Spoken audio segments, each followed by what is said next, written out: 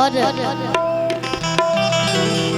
विशेष धन्यवाद उमा शंकर भैया के छोट ब्रदर भाई भ्राता रमेश भैया। हमनी के ज्यादा समय ना ले जाई, ए मंच पे बहुत अच्छा अच्छा कलाकार आइल बने, जैसे बड़ भैया भोजपुरी के ट्रेंडिंग स्टार कहे जाए वाला बड़ भैया खेसारी लाल यादव जी, अंकुश राजा जी, काजल राघवानी जी, तमाम भोजपुरी के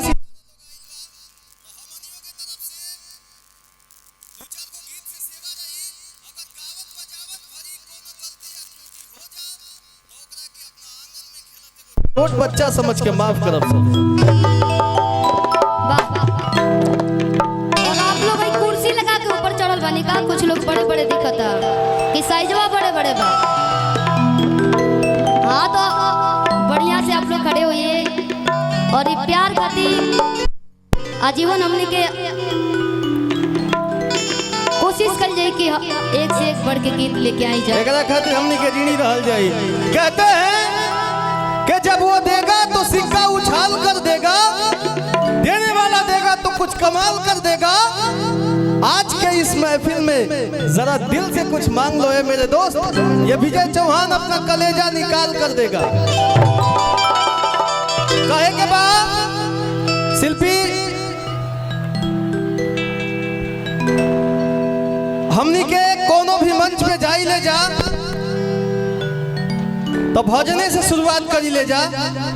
बाकी रवि जा लोकगीत के माहौल हो गई बा, बाकी वही भजन के एगो भाव बा। अपना दुल्हा दुल्हन खातिर हम कुछ प्रस्तुत कर चाहता नहीं, अगर अच्छा लागे तो एगो ताली बजा के आशीर्वाद दे दे। अब सब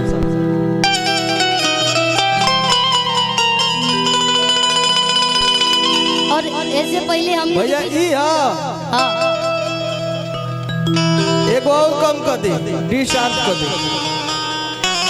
थोड़ा सा आपके बीच में बहुत ही अच्छी एक्ट्रेस हैं पल्लवी जी के बारे में दो शब्द बोल दीजिए। आइए।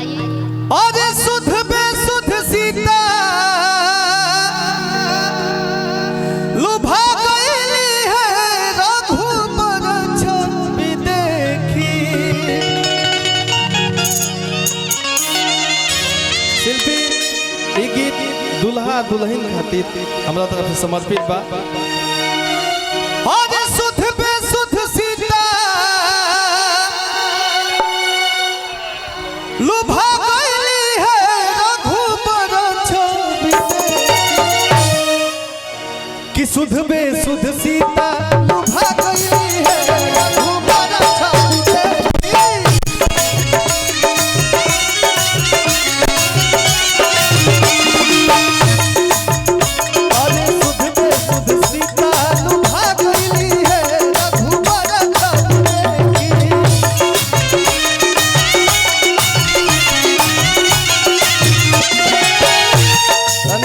पल्लवी जी और प्रीत मगन हरि के पागली है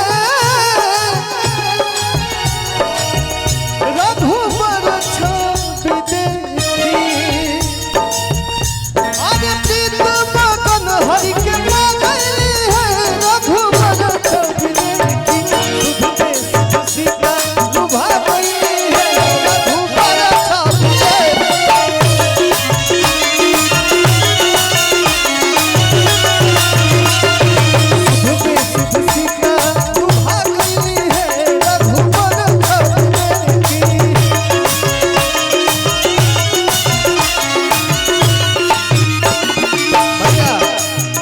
पीसे के बोले के बाद बिना पीस बजावल।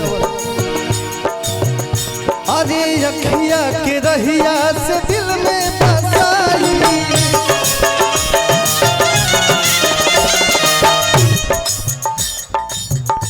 अरे झटपट पलकिया के मड़िया लगाई।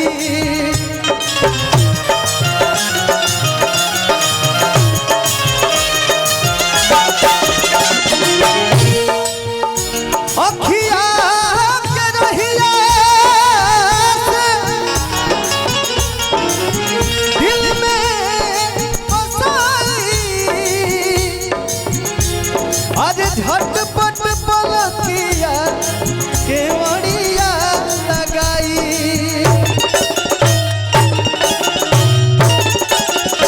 बात है।